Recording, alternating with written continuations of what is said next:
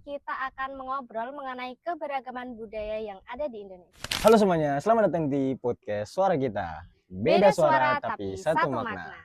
Oke, episode kali ini podcast yang menghadirkan berbagai suara-suara penuh makna dari sisi budaya Indonesia. Saya Fadil. Dan saya Zulfa Dewi. Di episode pertama kali ini kita akan mengobrol mengenai keberagaman budaya yang ada di Indonesia. Nah, kita tahu di Indonesia itu banyak sekali suku, budaya. Namun kita sebagai orang Indonesia itu belum sangat mengulik atau mendalami budaya-budaya yang ada di Indonesia ini. Betul banget, Dil. Jadi di episode pertama kali kita ini, kita akan membahas mengenai budaya atau suku yang ada di Indonesia, tentunya dengan tradisi yang sangat unik, contohnya seperti Jawa, Sunda, dan juga Bugis. Dan yang menarik dari tiga suku ini adalah bukan cuman keindahannya saja yang kita lihat, Betul, tapi juga dari filosofi mereka yang masih bisa dipakai atau relevan di era modernisasi ini. Ya, betul sekali. Jadi untuk kalian yang penasaran dengan apa kelanjutannya, dengerin sampai selesai ya. Nah, kita mulai dari suku Jawa. Kalau misal mendengar suku Jawa, apa yang ada di pikiranmu? Kalau aku sih ya mungkin tata kramanya, karena emang orang Jawa itu emang dikenal orangnya tuh halus-halus gak sih, sama sopan gitu. Ya, mereka itu punya filosofi seperti Hamemayu, Hayuming, Buwono. Nah, itu prinsip mereka mengajarkan tentang menjaga keharmonisan dengan alam, manusia, dan juga Tuhan. Dan emang kita lihat ya, Dil, kalau aku sendiri ngerasainnya kalau di budaya Jawa itu tuh ada selamatan. Contohnya kemarin aku pernah menghadiri tetanggaku yang pindahan rumah. Nah, di situ tuh kita tuh kayak ada doa bersama, kemudian makan bersama, pokoknya kumpul bersama. Dan itu vibes-nya tuh kayak tentram banget. Nah, aku tuh pernah lihat di kampung-kampung gitu. Aku tuh suka mereka punya acara yang menunjukkan kebersamaan gitu. Ada juga doa, terus makanan. Jadi rame aja gitu. Iya, benar-benar banget. Karena selain itu ya, Dil, tradisi Jawa juga itu tuh ada keseniannya kayak gamelan, kemudian wayang kulit, dan juga tarian-tariannya itu loh. Itu tuh ada maknanya di setiap gerakannya gitu, yang bikin takjub itu. Ya, ngomongin wayang, aku jadi ingat pernah nonton wayang kulit gitu loh. Jadi si tokoh ini menceritakan tentang Pandawa. Walaupun dia serius, tapi ada tokoh seperti Punokawan itu yang membuat lucu aja gitu, bisa mencairkan suasana. Ya, memang sih, Dil, kalau Punokawan itu tuh kayak simbol rakyat biasa yang dimana mencerminkan budayanya yang sederhana. Dan juga aku suka banget cara mereka berbudaya Jawa menyimpan pelajaran yang sangat banyak di setiap keseniannya itu, Dil. Selain seni, mereka itu punya hal yang menarik lagi loh. Ada tingkatan bahasa seperti Ngoko, Madya, dan Kromo Inggil. Nah, itu tuh mereka itu artinya tidak bisa ngomong sembarangan kepada orang tua, ngomong kasar kepada orang tua lah. Jadi harus lembut, kalau enggak bisa dimarah gitu-gitu. Ya sih, Dil, kalau dilihat dari filosofinya juga kan emang orang Jawa itu tuh penting banget kalau mengamalkan tata krama. Nah, itu Dil yang bikin mereka tuh kesehariannya memang selalu mengutamakan nilai-nilai tata krama itu, Dil. Ya, meskipun begitu mereka punya hal yang tegas juga. Jadi mereka masih menjaga martabat mereka lah, karena ada filosofi Tepaslira mengajarkan tipe sliro ya. Teposliro, oke. Sorry kalau penyebutannya salah ya. Ya, kan emang kamu asli Bugis kan ya. Ya. Mengajarkan tentang memahami, terus juga saling menghargai, gitu kan. Tapi tetap menjaga keadilan mereka. Iya, bener banget sih, Dil. Iya. Oh ya, kita juga nggak bisa lupa sama yang namanya sisi spiritual dalam budaya Jawa. Banyak orang Jawa masih berpegang teguh tradisi dan ritual mereka karena berkaitan dengan leluhur mereka. Jadi biasanya tuh mereka tuh sangat-sangat idealis lah gitu. Contohnya ada sedekah bumi dan untuk rasa syukur atas hasil panen mereka dan juga meminta berkah. Nah iya Dil, jadi tradisi ini tuh nunjukin bahwasanya bagaimana orang Jawa ini tuh menghargai banget hubungan mereka dengan alam. Dan juga mereka itu tuh percaya bahwasanya keseimbangan dengan alam itu tuh hasilnya juga akan baik jika kita menjaga keseimbangan itu Dil. Jadi banyak juga tempat bersejarah yang ada di Jawa itu tuh memiliki cerita dan juga kepercayaan spiritual Dil. Ya. Contohnya kayak Candi Borobudur. Nah ya itu. Kan di Borobudur itu bukan hanya bangunannya yang megah. Ya. Nah, tapi arsitekturnya juga kokoh gitu kan. Tapi ada juga sih yang bilang nilai filosofi dan spiritual itu masih sangat melekat gitu di situ. Yeah. Banyak orang-orang entah itu turis atau juga orang di sana, apa sih namanya kalau orang lokal, ya pribumi, orang pribumi itu yang juga datang ke sana. Bener banget Dil, karena emang candi-candi itu tuh jadi saksi perjalanan mereka yang dimana perjalanan spiritual masyarakat Jawa. Dan juga selain itu tradisi menanam pohon, kemudian penghijauan, nah itu tuh bentuk rasa tanggung jawab mereka terhadap lingkungan itu Dil. Ngomong-ngomong soal tanggung jawab, orang Jawa juga dikenal menghargai pendidikan dan juga ilmu pengetahuan. Banyak pesantren dan sekolah di sana tuh yang ngajarin, gak cuman ngajarin soal agama, tapi juga pelajaran-pelajaran umum juga diajarkan agar seimbang gitu. Nah iya, nah pendidikan tuh juga menjadi hal yang penting buat mereka karena memang sebagian besar tokoh dari Jawa ini tuh berkontribusi langsung di bidang pendidikan dan juga kebudayaan, dan mereka itu menganggap bahwasanya pendidikan ini tuh jalan untuk mencapai kesejahteraan dan juga kemandirian gitu Dil. Nah ngomongin pahlawan ya, mereka itu rela loh untuk penumpahkan darah, keringat, dan juga nyawa gitu untuk kemerdekaan Indonesia. Bukan cuma dengan senjata, tapi dengan pemikiran dan juga strategi. Nah, yang menarik dari tradisi Jawa ada itu diajarkan untuk mengaji, tapi bukan cuma sekedar membaca Al-Quran gitu loh. Iya. Mereka itu harus memahami maknanya dan gimana sih cara menerapkannya di kehidupan sehari-hari mereka. Memang sih Dil, karena emang orang tua Jawa itu tuh mengajarkan anaknya untuk selalu hormat kepada guru mereka. Nah itu tuh bisa memperlihatkan bahwasanya mereka memberikan penghargaan mereka terhadap ilmu dan juga ada pepatah dan artinya itu tuh guru adalah pahlawan tanpa tanda jasa gitu Dil. Ngomongin pahlawan kan, banyak loh pahlawan yang berkorban, menumpahkan darah untuk kemerdekaan Indonesia.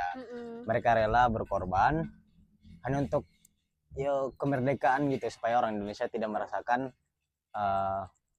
pedihnya gitu. Iya. Bukan cuman pakai senjata, tapi pemikiran dan juga strategi. Inspiratif banget ya Dil, karena emang tradisi mereka ini nggak cuma tentang kaya akan budaya, tetapi juga penuh semangat dan juga perjuangannya. Dan meskipun sekarang udah modern, nilai-nilai ini masih sangat relevan loh. Banyak anak muda Jawa yang tetap melestarikan budaya dan untuk beradaptasi di tengah perkembangan zaman. Nah misalnya tuh seperti gabungin seni tradisional sama juga dengan musik modern. Nah ini nih cara mereka untuk mengenalkan budaya Jawa ini ke generasi muda Dil. Oke, satu lagi yang khas dari mereka adalah keramahannya itu loh. Ya, dan ketika kita bertamu tuh pasti disuguhkan makanan-makanan, apalagi makanan-makanan khas gitu.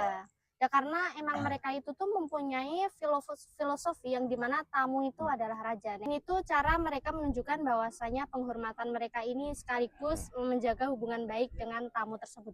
Betul banget. Sekarang Dil, dari Jawa kita pindah ke Sunda. Nah Dil, Wes. apa yang ada di pikiran kamu tentang orang Sunda, Dil? Aku kepikiran angklung, alat musik yang sederhana namun harmonisnya tuh terasa banget. Betul. Karena angklung ini nggak cuma tentang alat musik, Dil, karena juga menjadi simbol kebersamaan. Nah, satu angklung itu tuh nggak menghasilkan banyak suara, melainkan cuma menghasilkan satu nada. Dan juga itu tuh dibutuhin kerjasama untuk menciptakan musik yang indah lah gitu. Filosofi ini mirip-mirip dengan nilai-nilai orang Sunda, seperti sili asih, sili asah, sili asuh. Artinya tuh seperti mencintai, belajar, dan menjaga. Dan kecintaan orang Sunda itu, Dil, pada alam itu tuh nggak main-main. Contohnya tradisi Seren Tahun yang dimana merayakan hasil panennya dengan berdoa dan juga syukuran, Dil. Ya, aku pernah lihat videonya gitu. Ada musik, ada tarian, dan ritual khusus untuk menghormati Dewi Sri, simbol kesuburan. Rasanya tuh sangat meriah, tapi juga penuh makna. Nah, makanan Sunda itu tuh juga khas banget, Dil. Aku pernah tuh nyobain karedok. Nah, itu rasanya kayak seger dan juga bahannya tuh alami banget, Dil. Kalau aku sih nasi liwet. Liwet. Nasi liwet ya? Ya, nasi liwet. Proses makannya tuh bareng-barengan gitu bersama. Itu di atas daun pisang. Bikin suasana tuh wah jadi rame sekali aja gitu suasananya. Ini mencerminkan bahwa mereka tuh punya kebersamaan yang erat antar orang Sunda. Setuju sih. Memang orang Sunda ini tuh dikenal dengan sifat mereka yang ramah, Dil, dan Ya, juga betul harmonis. banget. Dan juga mereka itu tuh nggak yang bikin kita bosen. Kamu pernah nggak, Dil, kayak ketemu orang Sunda yang bikin suasana itu tuh selalu ceria gitu? Nah, dulu ada teman kosku itu orang Sunda. Nah, jadi kalau aku serius, itu dia masih masih anggap aku tuh bercanda gitu, masih bisa lelucon yang bikin kita ketawa. Oh iya. Nah, itu, Dil, itu tuh kayak memperlihatkan bahwasanya humor orang Sunda itu tuh khas banget, Dil. Mereka itu punya cara unik untuk mencairkan suasana tanpa terlihat berlebihan kalau kita lihat ya. Nah, bahkan dalam adat mereka ini tuh ada tradisi babasan atau peribahasa yang sering disampaikan dengan nada yang humor dan juga tetap mengandung pesan moral, Dil. Ya, babasan itu mencerminkan bahwa mereka itu punya kecerdasan gitu loh, kecerdasan yang lebih dan dalam berbahasa maksudnya. Bener. Selain humor, aku juga suka logat orang Sunda. Dia tuh santai, terus lembut, tapi tetap sopan santun. Setuju banget sih aku. Emang kalau logat Sunda itu tuh identik banget dengan keramahannya, tapi yang nggak kalah menarik, orang Sunda itu tuh juga punya filosofi hidup yang sederhana tapi bermakna. Kayak tengah rojong kalau nggak salah ya? Ya. Tengah rojong karena daging, tengarep karena tulang. Nah, itu tuh kayaknya kalau nggak salah artinya itu hidup seimbang tanpa merugikan orang lain. Oke. Filosofi ini tuh terasa sekali dalam kehidupan mereka. Aku juga kagum sama prinsip-prinsip rasa cukup gitu loh. Iya, Kayaknya mungkin kalau ngerasa cukup tuh dari kayak misal punya sesuatu ngerasa cukup gitu-gitu kayaknya. Nggak heran aja sih, nggak heran banyak orang Sunda itu yang terlihat bahagia, tenang, damai dalam kehidupannya gitu. Iya, emang selain itu, Dil, orang Sunda itu juga dikenal dekat dengan seni dan budaya mereka. Nah, selain angklung, Dil, ada wayang golek yang nggak kalah populer. Nah, tokoh-tokohnya ini sering jadi cerminan kehidupan masyarakatnya, Dil. Oke. Benar, aku pernah nonton pagelaran wayang golek. Nah, ya, dalangnya nggak cuman mendongeng dia, tapi dia juga menyisipkan pesan moral yang relevan dengan kehidupan sehari-hari. Keren sekali tuh. Ngomongin soal seni ya, Dil, Sunda itu tuh juga punya tarian tradisional. Nah, salah satu yang terkenal itu tari Jaipong, tahu nggak? Ya, tahu kan? Nah, itu tuh tari gerakannya Jaipong. tuh energik banget dan juga penuh ekspresi, tapi tetap ada sentuhan kelembutan khas orang Sunda gitulah.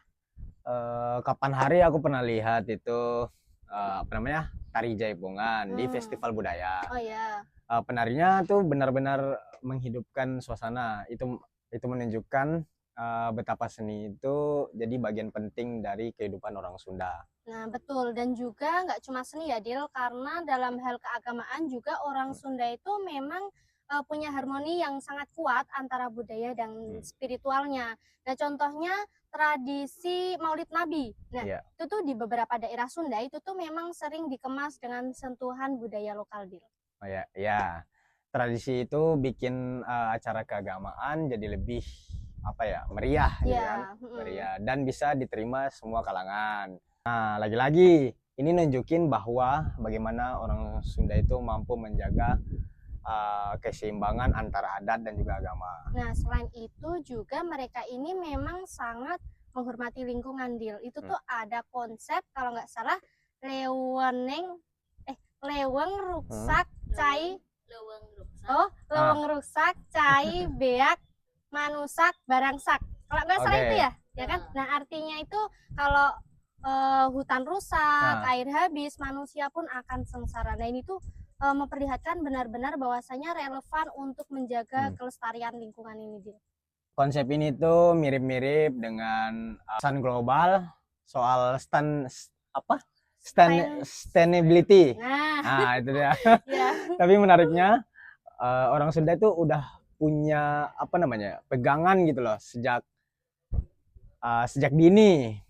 Jadi dari lewat tradisi mereka. Benar, dan juga terlihat dalam cara mereka mengelola pertanian, itu tuh banyak sekali petani Sunda yang masih menggunakan metode tradisional seperti irigasi sederhana yang nggak ngerusak lingkungan. Oh ya, makanya nggak heran kalau daerah-daerah di Sunda tuh masih hijau dan subur gitu kan.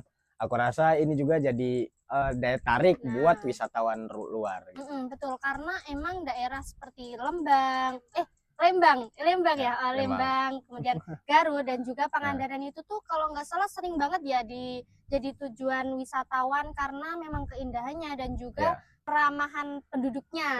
Nah, wisatawan pun merasa nyaman kalau memang budaya Sunda ini tuh ya begitu hangat gitu. Ya. Dan kehangatan itu tidak terasa cuman di wisata-wisata aja, tapi juga di komunitas-komunitas sehari-hari juga. Sama orang Sunda tuh suka sekali berbagi mereka, terutama makanan.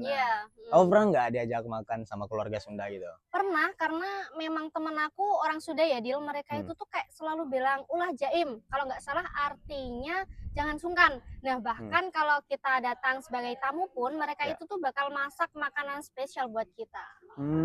Ini bukti kalau orang Sunda tuh sangat menghormati tamu. Sama seperti orang Jawa ya. Tapi caranya lebih santai. Jadi nggak terlalu canggung gitu. Iya, betul. Dan aku pun melihat ada yang lebih menarik, mereka ini tuh tetap melestarikan nilai-nilai itu meskipun zaman udah berubah, Dil. Nah, banyak generasi muda Sunda yang aktif di komunitas budaya, entah itu seni ataupun tradisi dan juga bahkan kuliner.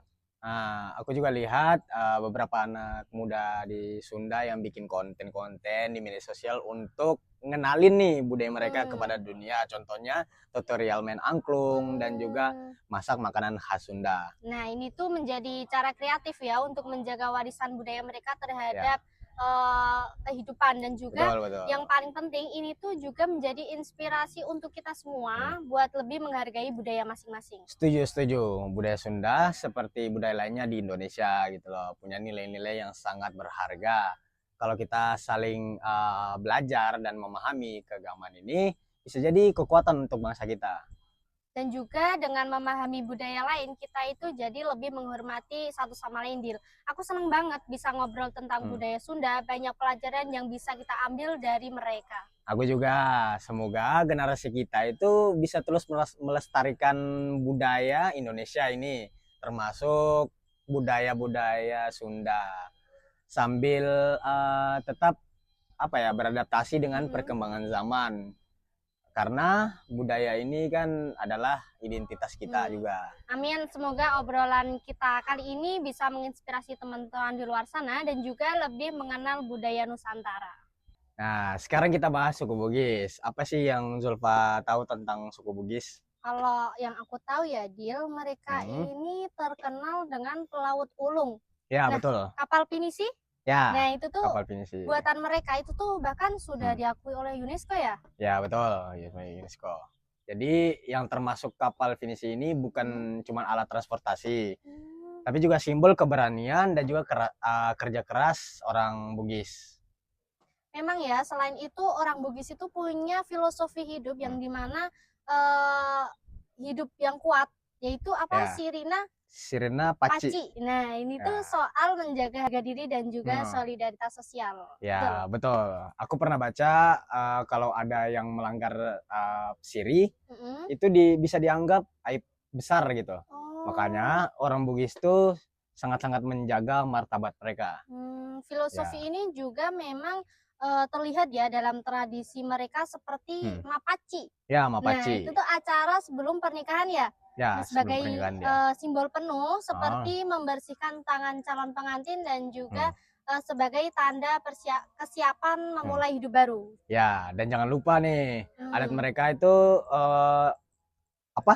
Dari pakaiannya lah. ya. Itu seperti baju bodoh. Hmm, Terus warna-warnanya itu terang. Ada punya selain itu mereka punya makna tersendiri. Misalnya warna hijau untuk bangsawan dan warna merah untuk perempuan dewasa. oh ya, seni tari juga nggak kalah keren Hmm. nggak sih, Dil? Ya Mereka betul, itu tuh seni tari punya itu tarian seru. Pakarena ya. Ya, Nah, sering Pakarena. dipentaskan untuk menceritakan kehidupan Hmm. sehari-hari ya. Ya betul.